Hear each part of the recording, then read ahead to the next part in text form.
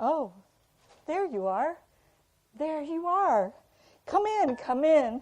I've been waiting for you all with such great anticipation. We prayed that you would have a safe journey and the great rains would not hold you back. And now I see our prayers have been answered. Oh, please, you must be tired. How thoughtless of me. Come in and sit down, and I will serve you some soup. Oh, don't worry. It's nothing strange. I understand it's a great delicacy in your country, and people pay great sums of money for it.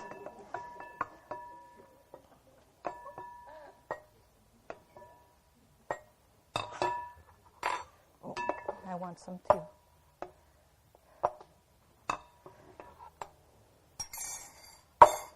There, enjoy.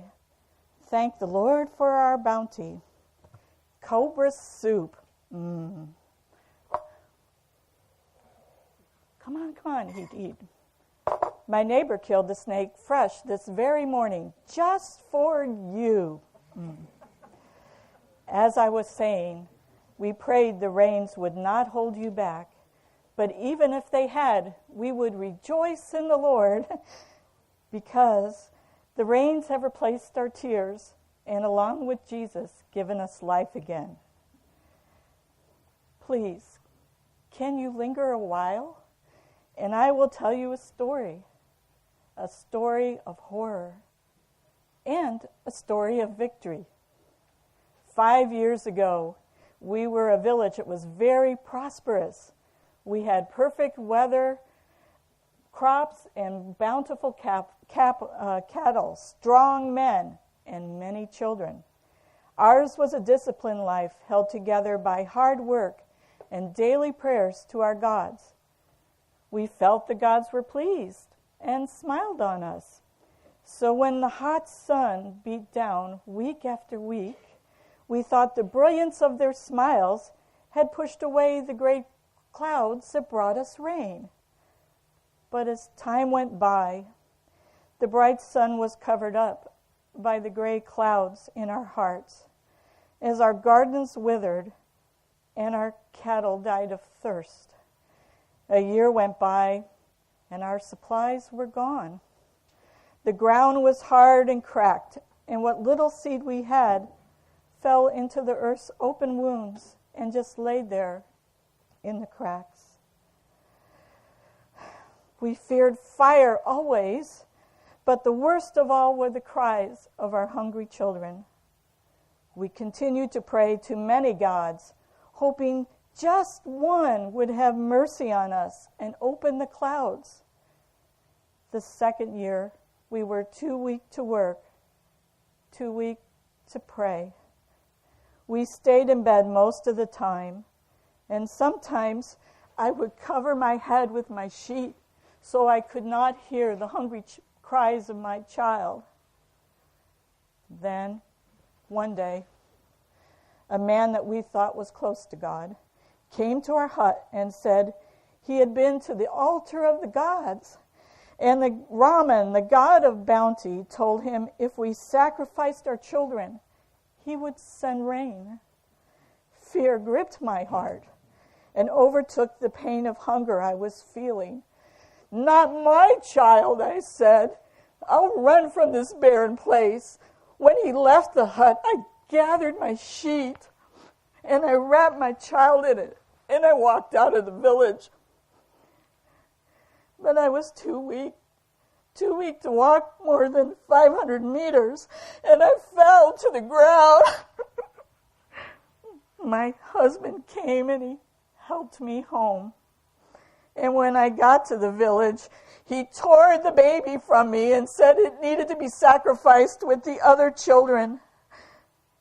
When the rains come and we are strong again, we will have many more, he said. The gods demand it. But I cursed the gods, and I could not be comforted. Months went by, and no rain came. I did not feel hunger anymore. because the pain in my heart was greater. One day, some men came to our village with rice, bread, and fruit. They fed us and told us about a man named Jesus, the Son of God, who loved us and died for us. I did not want to hear about this God because he might be the God that demanded the life of my child. But on their faces, I could see a love for their God and for us. Why they should love us, I did not know, for the love had dropped off of our faces and out of our hearts into the cracks in the ground. Even after they learned about what we did to our children, they loved us, fed us, read to us out of a book called the Bible. But I did not want to love again, and I closed my heart. Many of our people started to believe in this Jesus, and I could see life begin to return on their hearts and faces. The men said Jesus cared for all of our needs, and they began to pray for rain. More and more people called on Jesus, and from my hut I could hear them praising his name into the night. One night, a man named John came to me and told me that Jesus had also been sacrificed for me, and he wanted to heal my heart. I cannot tell you what happened to me that night, but suddenly I knew Jesus knew my pain, understood, and loved me. So I opened my heart, and I let him come into my withered soul, and I knew boundless love. The rains came after months of prayer. We danced like crazy fools in the rain, opening our mouths and drinking in God's love. The men helped us plant crops. They grew, and we harvested. And now he has sent us you, and the rains have not kept you away. Well, come. The whole village is waiting to meet you. Oh, well, or do you want more soup?